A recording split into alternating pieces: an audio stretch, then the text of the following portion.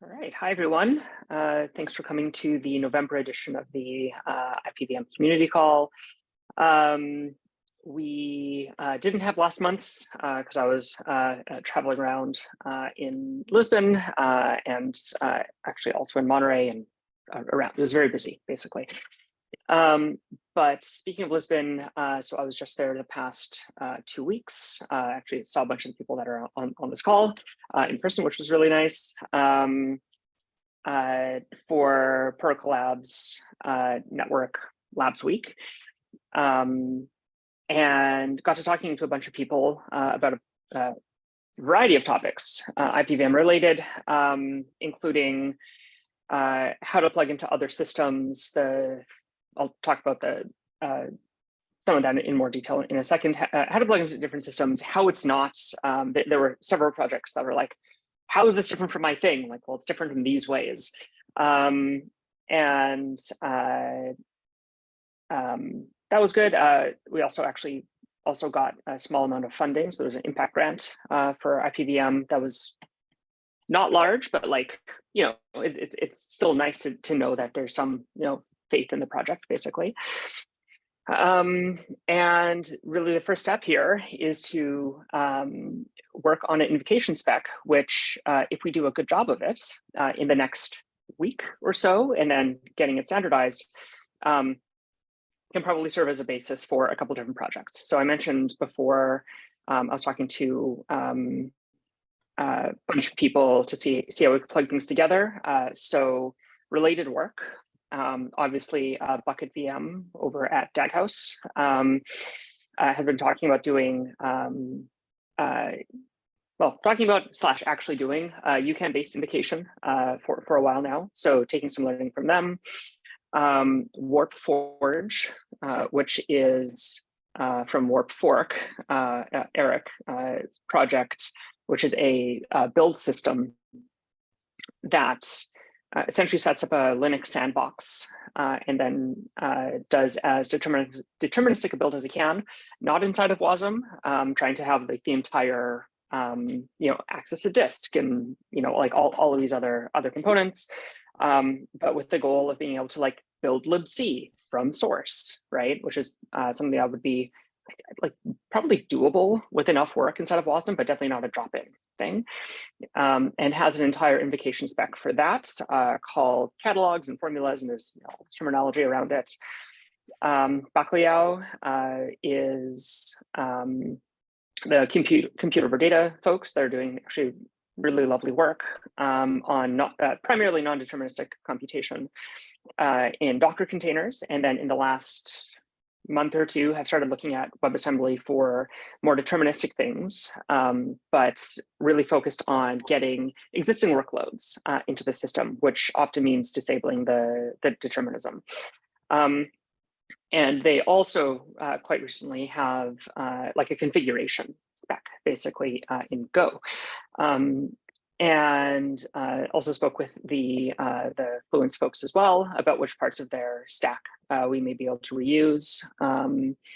The short answer is IPVM is less interested in doing distributed algorithms and more interested in running WASM, kind of in more like a fast style. So we're going to explore Marine, their WASM runtime. As a potential target. It had some niceties for doing things with parallelism and some other stuff. So plugging all this stuff together, the short answer is let me pause there for a second before I get into effects and interop and the early prototyping that I've been doing sort of live in the repo. Any questions before I keep going? Before I keep ranting. So you mentioned several different projects and invocation and then you said that this is more focused on WASM. So how do you see is interop being planned within the repo, or how is interop being planned? Okay, so I'll give you the longer answer, which means I need to take a step back first. Okay. So IPVM has a specific design goal of being fully deterministic. We want to be able to cache results reproduce them, have them be verifiable, all of this stuff, right? But you often need to resolve IPNS pointers or DNS link, or we also want to be able to, well, I was going to say post to Twitter, we'll say post to Mastodon, more likely these days. Yeah. Send an email, update DNS, all of these things, right? So one way to go with that is to adopt WASI and basically say, what are the capabilities on the outside of the runtime? But that's not deterministic, right? That's like whatever happens to be getting provided to you. You can do traced execution and essentially read the stream in and record that. So if somebody plays it again, they'll take the same recording, but now you can't parallelize that and compare the results, right? And there's more foot guns basically involved.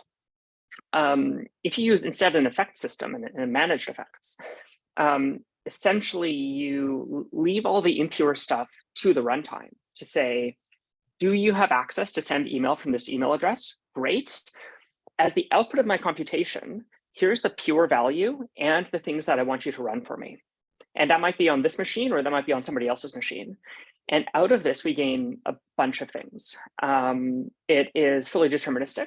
We can get in the middle and inspect the sorts of effects that it wants to run. We can delay them.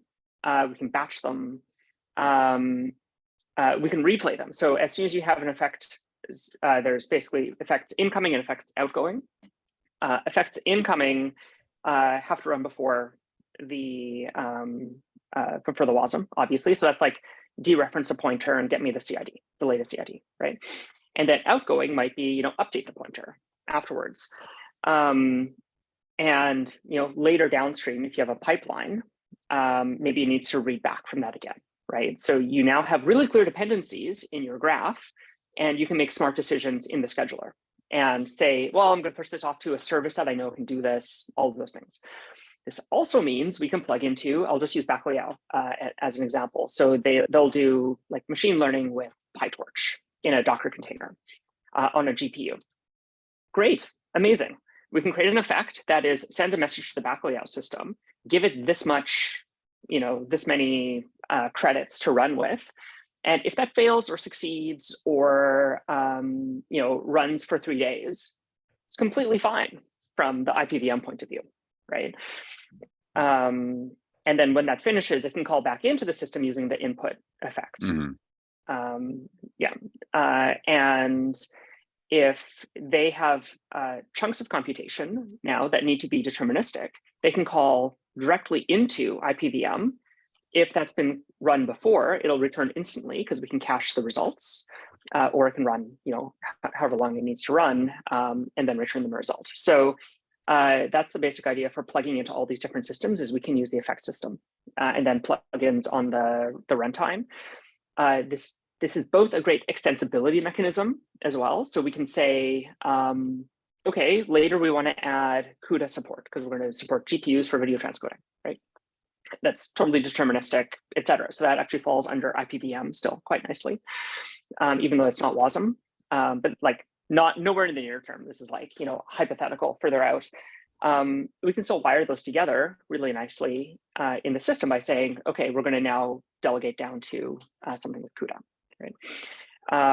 And also lets you plug into Web 2 infrastructure by, you need to make a request to, and we have started calling these, well, it's actually from literature too, but affinities. So one affinity may be, I already have the 9 terabytes of data that you need to run over. I don't need to transfer that anywhere. You should give me the job. Or I am running the web server that posts to Mastodon for you with the right credentials, right? And I'm the only machine on the planet that can do that for you, right? Others might be, I have a GPU, et cetera, right? But that's less important for IPVM right now. That's more important if we're going to use one invocation, or at least try to have one invocation spec across these projects, where there's a lot of fields that are, so let me talk about that a little bit. There's a lot of fields that are the same, and a lot of fields that are different. But if we can essentially factor out the common fields, then we can just agree on this and make that the interop format, and then change essentially the body to be the configuration for each of these different, for the fluents or whatever the exact thing is. Yeah, so sorry, that was the really long version. Did I answer your question? No, that's exactly, I mean, I'm glad it was a long version because now I know exactly long version, we're completely aligned. So perfect. Fantastic. Yeah, so the work right now is trying to get that first invocation spec or job spec or whatever we end up actually calling it consistent. So I've been looking at all of the fields in these different projects and trying to lay them out in a way that's reasonable. Also thinking about the exact method for pipelining.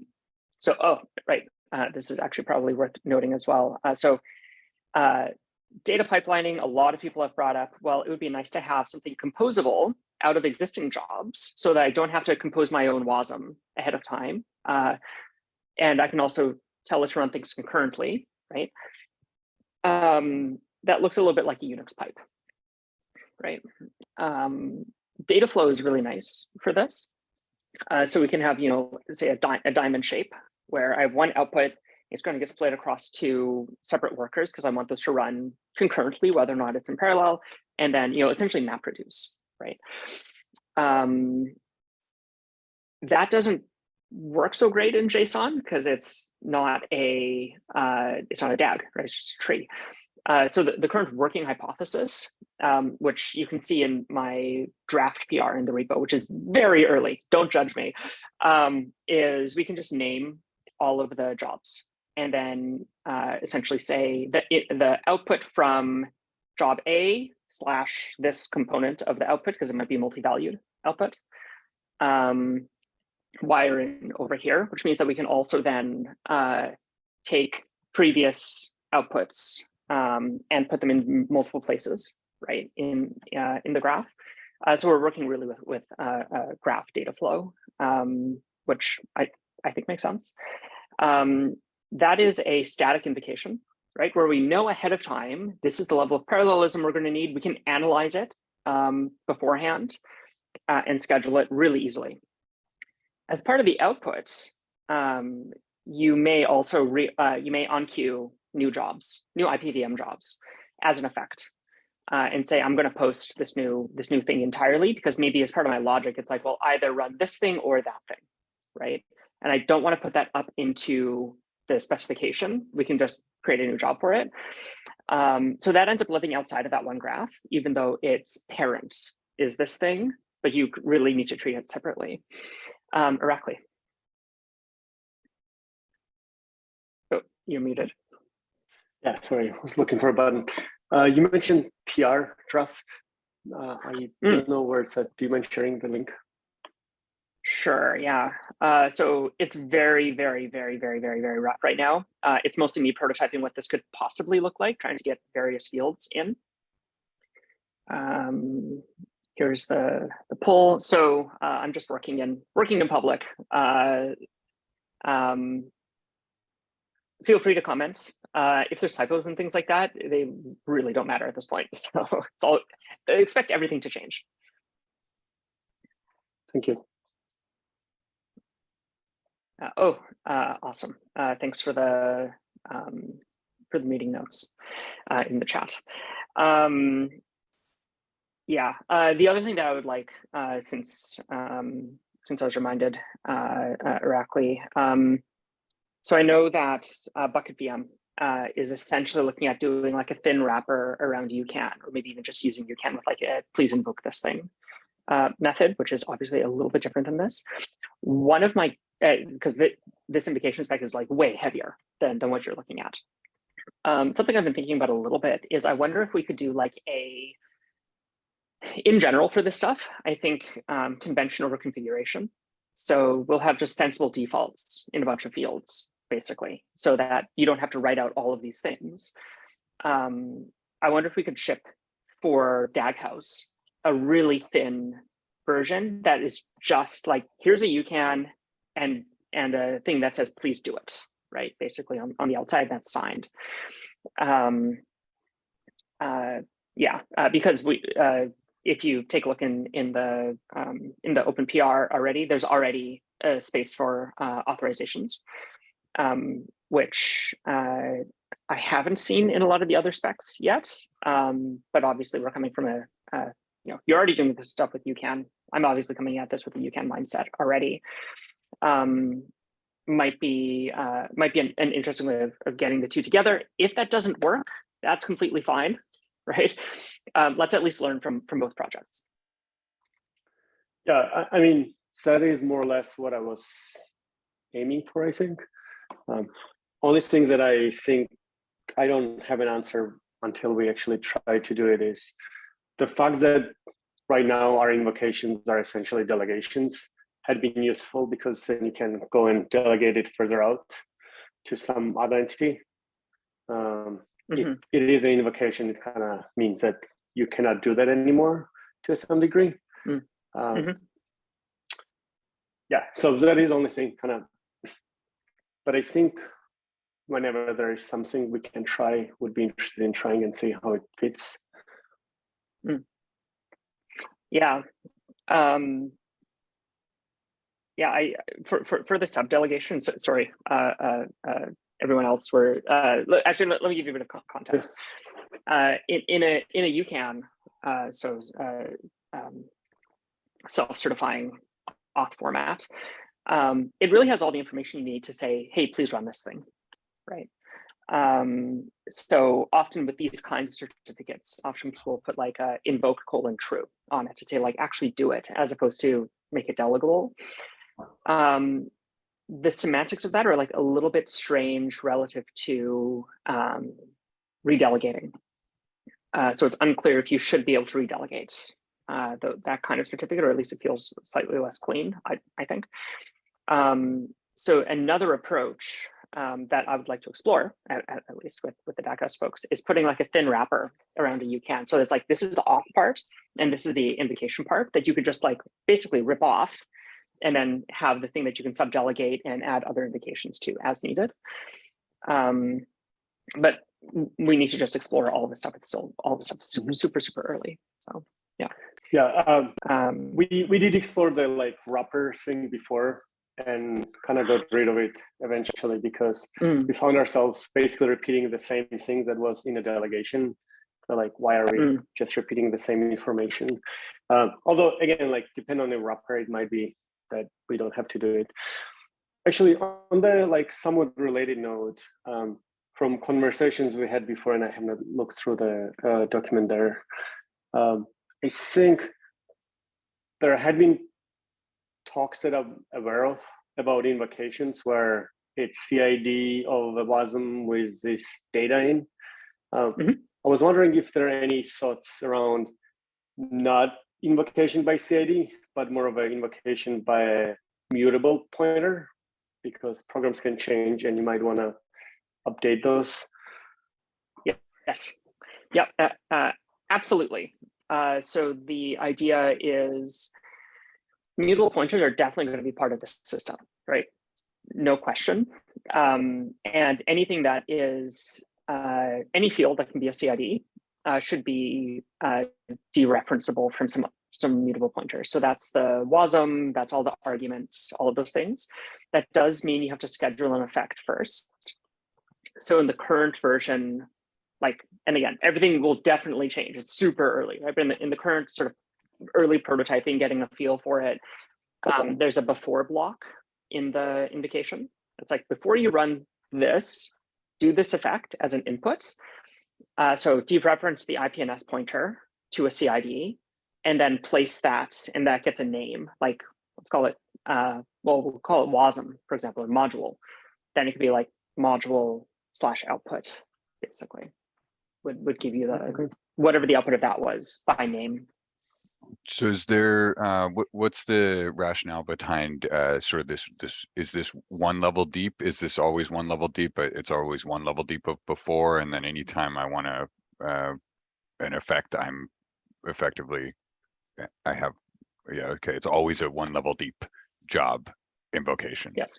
Okay. And then, okay.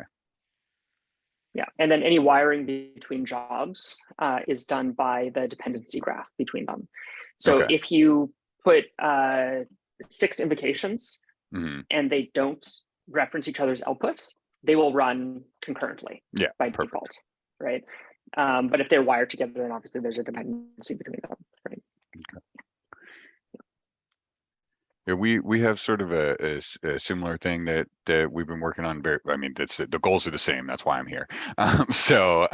It's another data flow format, similar thing, right? But you know, without the focus on WASM, probably more like those folks building containers and build stuff, right? And it's basically, you know, you define the DAG. It's really just the DAG, right? And then you wire up and you say, okay, you know, within this execution environment, I'm going to use this implementation, right? And so you might say, okay, you know, when I'm deployed to this environment, then I'm going to use the WASM implementation for the main exec, right? And then when I do my static analysis, I can kind of determine the parameters of my contract, whether it's going to be executed immediately, right, in WASM and it's deterministic, or it's not, by doing the static analysis on sort of the flow, right, and what implementations would be chosen in what deployment environments.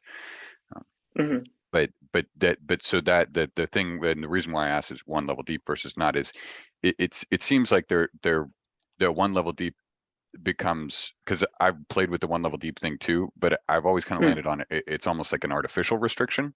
Like, is there, you know, because when you think about it, if you're defining a DAG, you know, why can't I have one effect go into the other effect, right? You know, what if that's, then now all of a sudden I have to create another wrapper around it, right? Because if I'm only allowed to use one effect per level, now I end up with another manifest, right? Or whatever, an invocation, right? Right. So perhaps to clarify, you can run as many effects as you want per job. Can you link one effect to the other effect? No, they're scoped unless you want to put it in a separate job. So they're named locally at least. Yeah. So so is that, and I guess I guess you know, what does that have, because it's, that part's non-deterministic anyways, right?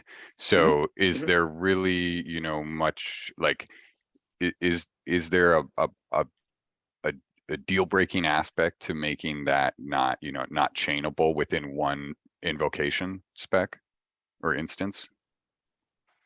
Is there downsides to that? So what do you mean by chainable in this Well, context? so I guess so for me, my situation is always, there's always just some other thing, right? It's like, it doesn't matter what it is, there's always some other annoying thing, right? So yes, I want to go get the DNS link, but maybe I, you know, don't know exactly what my host name is because that's coming from another effect. And now I'm like, damn it, now I need another JSON, right? And I'm like wrapping this thing, right? And so, but what I want is just to put something, you know, another effect block that feeds, this is where I'm resolving the you know, this is what address I'm actually resolving. I'm taking it from you know, like standard in as example, right? So it's just you know, from the perspective of like the composability of these things, you know, you sort of you almost force yourself into this inheritance structure, right? At least that's the way I saw it, if you don't allow for the dynamic parts to still feed each other. I don't know. I'm just presenting this as thoughts. I'm not, just no commentary, just thoughts on this area, right? No, yeah, it's awesome to, you know, there's not that many people thinking about this stuff, right? So thanks. Yeah, I had in a previous version, not for the effects, down in the invocation when I was playing around with the different DAGs, using the pun on JavaScript promises then. So it was like, you'd have something before, you'd have the invocation, and then a then block that was like taking that, do the following things. I've just called that after now. But yeah, like I don't see why you couldn't keep them scoped and named, right? So that if you had like, I need to, I don't know, somebody's put a username in a database and I need to dereference the IPNS record related to that. Why can't I go into the database and then look at IPNS, right? Like one after another. I don't see any reason why not. And making that multiple separate phases does feel like, feels clunky, right? So yeah, that's a good point. So this should probably go in there. Parts of really the purpose of the invocations is to give us something that we can cache, right? So the effects are not really cacheable until they're dereferenced or we get the data back from them. So I'm actually pretty open to being very flexible with that stuff. And then the other thing I've been thinking about a little bit lately too is, once we actually, once the user creates one of these things, what's going to happen under the hood is it will get expanded into this large, all the default fields, all of these things. So thinking a little bit about as well, like, well, what are the sort of the syntactic sugar we can put on top of it for users as well, like down the road. But it's a little early still because we're still figuring out like what actually needs to go into the thing and can we actually serve all of these separate projects. So yeah, and I'm sure that there'll be holy wars fought over should this be nested or at the same level and what's the exact naming of things and all of that stuff, right? So but yes, it's a good point that I hadn't thought about, so thanks. Brooke, may I ask you a couple of questions?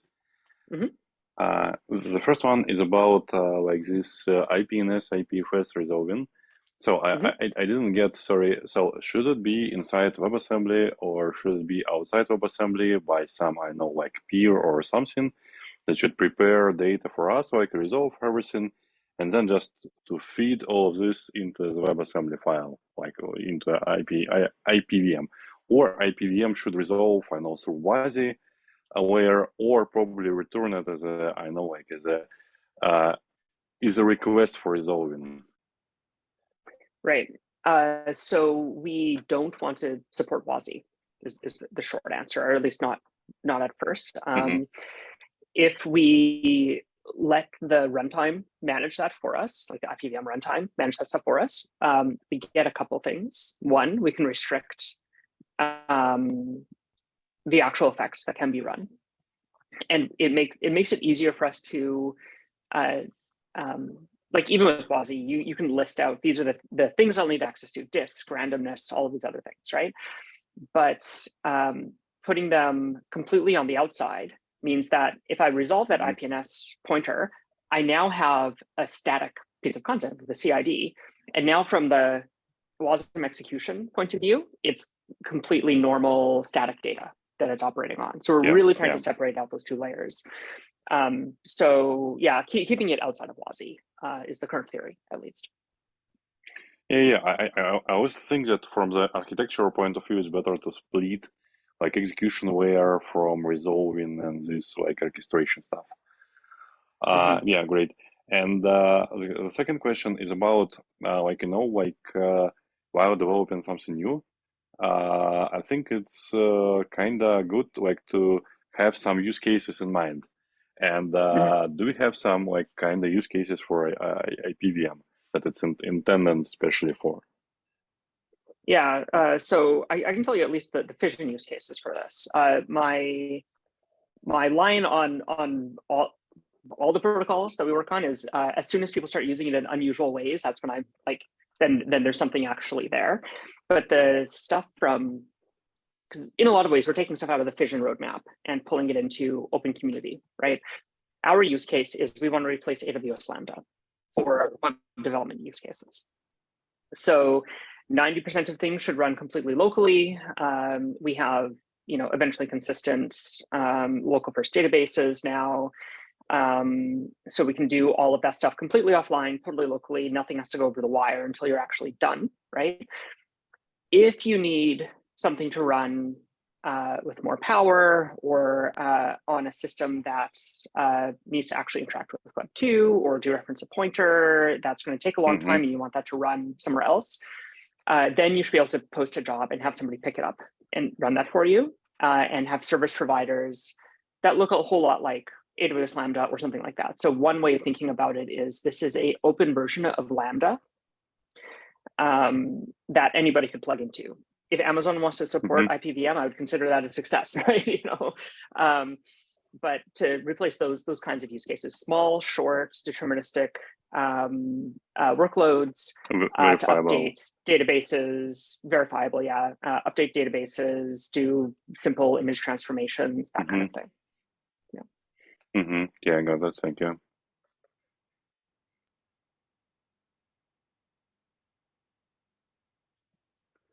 On somewhat related note, but maybe not super relevant. One thing that we've been struggling with is a way of defining the interface for the our version of VM functions that you can invoke, partially because IPLD schema doesn't cover any of that. And I know we looked at a bunch of different options. None of them seem perfect. Part of it is none of them really speak IPLD, but then there's a IPLD schema which doesn't really talks about invocations or any kind of executable stuff. Is that something part of the scope for IPVM? Is it, or do you even have any thoughts about it? So could you give me a little bit more detail? Like what's the exact kind of use case you're trying to do? Yeah, maybe I'll describe our use case and we can try to map it out. So right now, most of our APIs are based on UCONs and their invocations. So you can invoke certain capabilities. And protocol description is in Markdown and TypeScript and all the weird stuff. Ideally, you would want to have something like GraphQL where you can ask it, hey, service, what can you do and how? And it can just self-describe it. We've considered generating IPLD schema for all of this stuff on the fly. But then limitation is schema doesn't really has a notion of input output kind of thing that you can query. So we could either shoehorn something or there will be something actually designed for invocations. Seems like something along those lines would be useful for IPVM as well. And that's kind of the question. Right. Yeah. I mean, yeah, absolutely. So the net result of this is we will have an IPLD schema for doing, please run this thing and here's the output. And the output we're currently calling results. So that could, of course, all change. That references the input, right? So you'll get a receipt that says, on this thing, here's what I got. And you might get several of those because several people could run them, right? And you can compare them. Or if it fails, you'll get error message back out and trace and stack trace all this stuff, right? Is that kind of roughly what you're hoping to get? Or? I think you're describing what the output type would be, and you can easily describe it in a schema. So you can describe input with a schema, but description of the things that you can call with this input and get that output is not part of a schema as far as I can tell. There is no thing. We can just create an object that says, or struct says this input, this output, and call it a day. But it seems like maybe there should be something more concrete than that, but maybe it shouldn't. So do you mean kind of like a type declaration sort of thing, or yeah, okay. So haven't looked at it too super deeply. We've been poking around the WASM component spec, which is the WebAssembly interface types, which is type defs. WIT, I guess, got subsumed by the component. Like it's still inside there, right? But it's now part of this larger spec.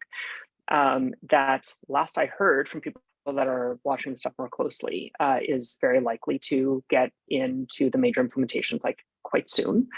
But I'm not holding my breath because it's a standards process. We'll see. But we would just use whatever they have, basically.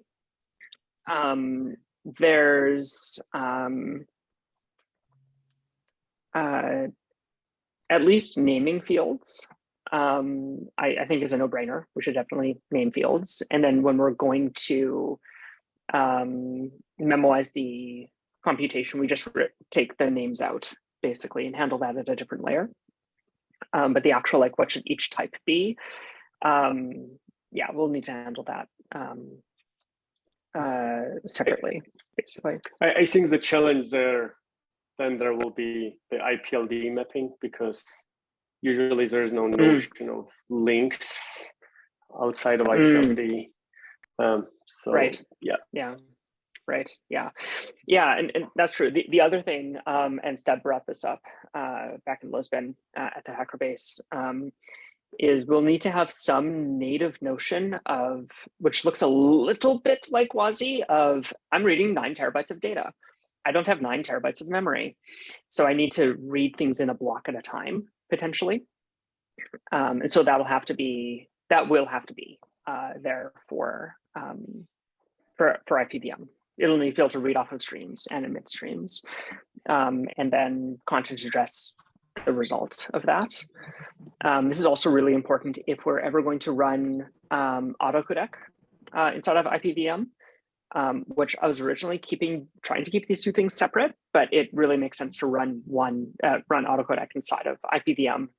Not always, but like for the huge majority of cases. So for everyone on the call that's less familiar with that, the idea is instead of baking in JSON and CBOR and protobufs and all these different things, and then GITs and BitTorrent and all these different formats, we can just pass around WASM to a IPFS node and say, hey, run this WASM over those blocks and emit bytes on the other side.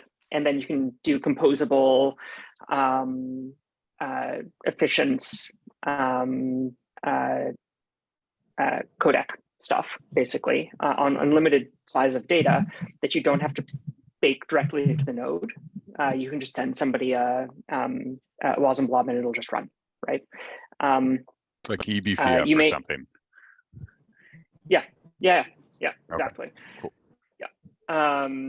And because it's dynamic, that makes it much easier to plug into systems. So we wrote a file system on top of IPFS that has a bunch of extra features, but to get it to show in a gateway, we had to do a bunch of hacks to basically boil it down to the lowest common denominator. And it would be nice to not have to do that, right?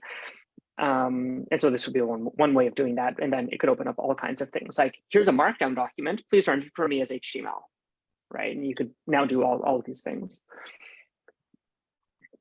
I love that. And then the thing that really sold me finally on putting one in the other was because we can memoize the output and just reuse all of that machinery from IPVM. I'm like, okay, good point. So I still don't think that autocodec has to be done inside of IPVM, but it just makes sense to reuse a lot of the same components for it because fewer WASM running over blocks, right? So, but hence the point about 9 terabytes of data, right? I could have an infinitely large graph that I need to render for somebody.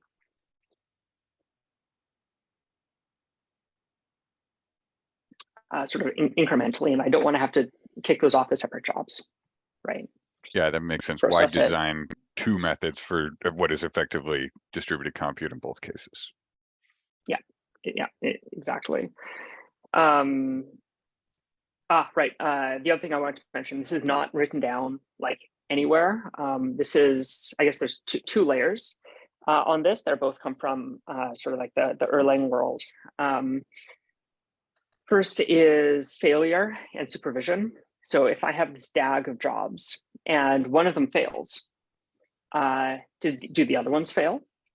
Should I consider them good or bad? If I have to do a compare and swap on an IPNS pointer at the end, maybe the entire computation needs to be failed and started again. And that could be for any number of reasons, right?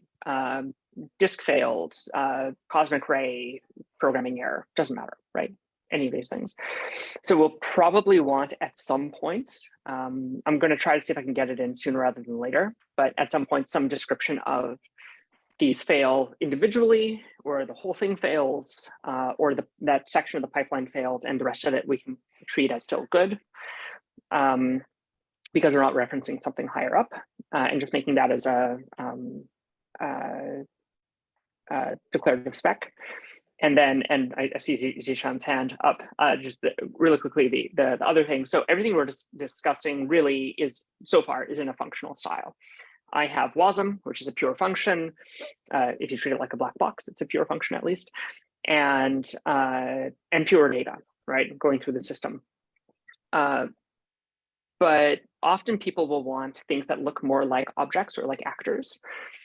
And I had a couple conversations with a few folks that were really keen on having something that looks like actors or looks like OCAP in the system. And I think that could just be in a standard library. We can build that out of these components where the state, so in an actor, a little bit like an object, right? You have an interface wrapped around some state that it's managing, and it's a message queue, all this stuff. You have a mutable pointer that you're going to dereference and write back into at the end, and do this with, I mean, it's distributed, right? So the general case will look like software transactional memory or eventual consistency, one of the two. If you want something that is really locked, like it's this one process, then you'll need to run some bit of software on a particular server that is the locked single-threaded version, right? But I think we can support all three of these modes built out of these components in a really super distributed way, which is kind of cool, but it doesn't need to be at the base layer. We can do it in a standard lib. Zishan. Yeah, I was just gonna say, and you know, I know you called out in one of your talks, Rick, and we talked about this a bit. You know, like the supervision handling style that you were talking about in Erlang, and these kind of things, and how together should happen. The one caveat I'll say, having worked a lot in Erlang over the years, is I don't know if actually giving people the choice for supervision is the right call.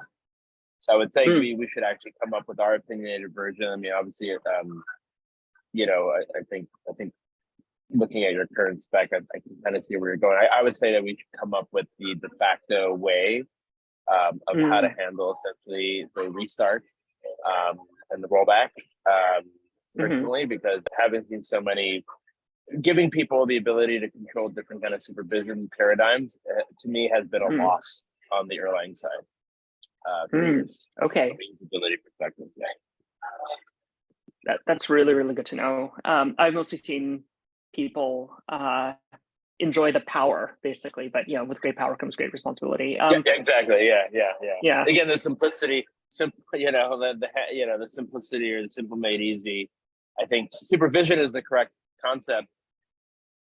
You know what it is. I think IPVM can be opinionated personally. Right. Yeah. Do you think having higher level, do you think supervision is too low level, basically? Should we say this depends on that and these need to fail together, almost like a monitor kind of situation? So this is more, you know, I think also Mark Antoine mentioned the affinity stuff. I mean, we do get closer to like concepts that do exist in and around Kubernetes or environments that people have been doing in Kubernetes.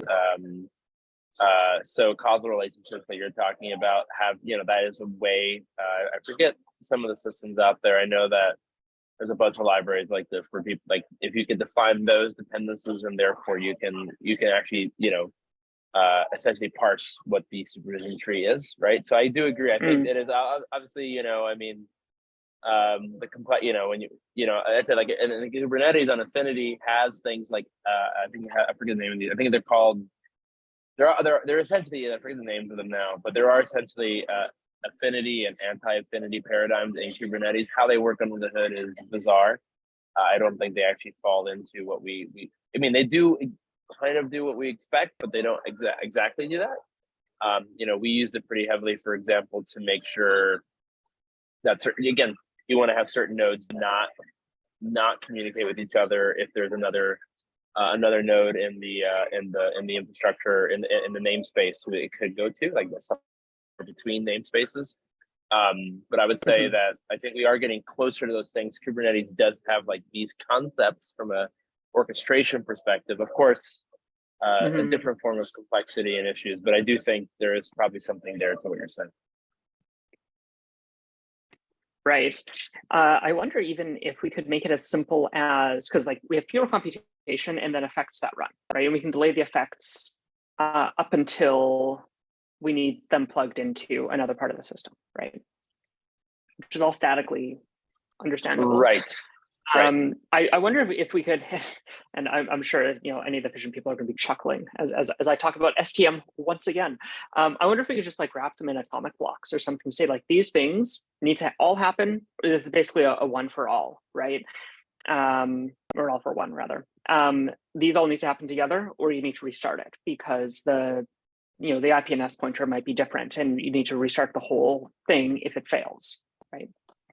Yeah, I mean, yeah, I think the same. So it's almost like the supervision thing too, right? Which is like you almost want an analysis step. I mean, I think I was been thinking about this, right? But you want IPVM to have an analysis step based on whatever the configuration is for a job. But you want an analysis step on that configuration to say, I'm going to reorder these things that are pure, pure together versus impure if I could do that. And then therefore, automatically know what the dependency tree looks like. So if any of these one things fail, or you want to aggregate results of a certain amount of these things, what those outputs, resulting outputs are. I think in some ways you need an analysis step to kind of get it in. You can basically analysis step could give us the information we need to determine, the failure, mechanic that we want to deal with if something does fail in the step sequence, or to your point, like, yeah, what is, how do we group these things together? I mean, it seems like that's the kind of important step to have, based on whatever whatever we decide as the format for how to convey this as you've been working on that. Yeah, strong agree, basically. So even right from the beginning, I think one of the first words that we ever said about IPVM was the word distributed scheduler, right?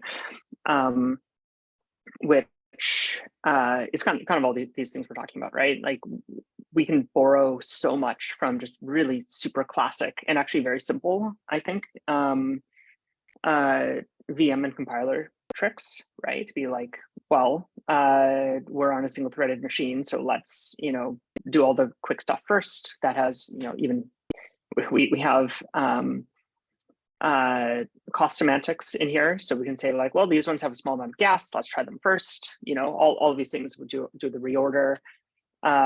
Effects, because they might take longer, maybe we run them early, or maybe we want to delay them in case something in the middle fails, right? And I think the hard part, in the same way as Mark and Klutman's line, CRDTs are really easy, but making them match user expectations is hard. I think it's the same thing of like, we'll have lots of flexibility in picking the right thing as a default for the user, so you don't have to get deep into the detail. It's gonna be like the really hard part, is my guess, the human factors. I just want to highlight something Melanie put in the chat a few minutes ago about the microkernel approach. Actually, Mel, do you want to talk about that a little bit? Sure, if my internet doesn't die. Yes, so ideally what I'd like to see is just have the IPVM itself be just a minimal set of syscalls, and like the most basic thing we care about is IPLD, and then we'd want to bundle kind of a libc or stdlib, like you mentioned earlier, but that would be implemented. Oh, sorry. That would be implemented in WebAssembly itself. So that would be part of the application of IPVM that we ship, and we can provide updates, and people can reference it by CAD and such, so that like they always have consistent versioning if they care about it. We can also update that. That way we kind of have this level of granularity as we go up the stack. Yeah. Awesome. Yeah. So also strong agree. Part of the sorry. Oh, is that for effects, or is that within the WASM code itself? Is that when executing inside, or is that to reference the effects or so forth? I believe outside? that's in. inside at minimum. I guess we could do that for effects as well, just to make it a consistent interface and give people, Well, WASI or whatever out there. But so it didn't, sorry, just maybe I don't understand. But so you said reference syscalls by CID, but you don't. How does that work if you're inside? It's just part of the dependency graph that is like kind of assumed. So it's like the system kind of will auto put whatever is there unless you like have it the setting of like, oh, it's locked, so that you reference a specific like kernel version to load. Okay, I see. You can do whatever to like any polyfills if it's like a really old code. Ah. But okay. yeah. So yeah, okay, great, cool, thank you. Thanks for clarifying. Yeah.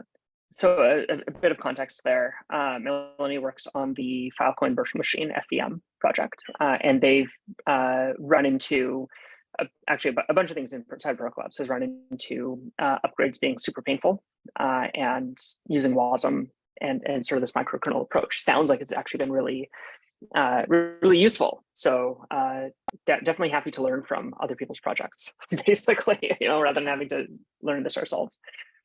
And it is nice, the flexibility that it gains. Then somebody could fork the project for their own use and like pretty easily just stick another thing in there. I think when we start playing around with this, we may want to. We'll have to see if it makes sense to automatically link this stuff in, or to have give people a WASM module to say like, yeah, link this yourself, because then you can test it completely locally. Without all the extra runtime bits. So yeah, I think honestly, if we have mutable pointers, it could be able to this is a system mutable pointer, and then that gets resolved at the same time that like the mutable pointer would get resolved. I think also it somewhat cleanly. Interesting, yeah. It also gives you the ability to keep running old versions of jobs. It's like something that was written 5 years ago can be on an old kernel, microkernel, and that's actually completely fine, right? As long as the inputs and outputs are still in CIDs. Yeah. Yep. Awesome. So we are 5 minutes to the hour here. Is there anything that people would like to hear about or open up for discussion in the last couple minutes while everybody's live? I have a question regarding autocodecs. So if you don't mind, so my question is like, given that there is like WebAssembly interface types and component model, yes, and all of the stuff, is it kind of how do you think? Does it like do they solve kind of the same problem? I mean that like I don't ever like much about autocodec. I just guessing. So is it solving the same problem, and can we use a bit more widespread interface for like IPVM, like to address all this like features that have, for example, WASM time with modern WebAssembly interface types? How do you think? Yeah, so part of the current thinking, and we haven't gone too far with autocodec yet, part of the current thinking is that we should just keep it as the interface as simple as possible. It's going to read blocks, and it's going to emit bytes. And whatever happens on the inside, WebAssembly will figure out. And so that's literally bytes and links turning into binary, which may be more blocks, it's really up to the WASM. Because you're applying it to a specific and hard coding a specific IPLD graph, you'll be able to run it locally and do any of the debugging you need to do on that, and you understand the kind of code that you're reading in. And yeah, it's nice to be able to reuse the WebAssembly across multiple different DAGs, but it's not a broad interface. It's really like convert IPLD into binary and do like as little computation as possible, right? Just convert things. So the input types are really simple, right? It's just blocks always for autocodec. It's really there to replace DAG CBORD, DAG PB, all of these things, and then also for running over DAGs of certain types like WinFS or databases or all these things that it can do the automatic translation to something a gateway can read, let's say.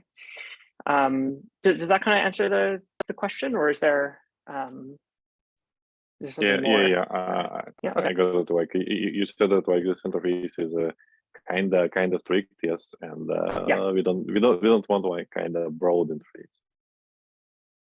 Yeah, exactly. So putting that into IPVM as a runner, maybe we would have some types for that, just so that it knows, okay, these are the shape of things that I want to come inside the larger system.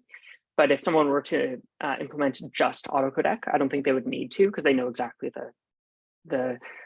it's a parser, right? They know the type of thing coming in and going out. It's very loosely typed, right? So.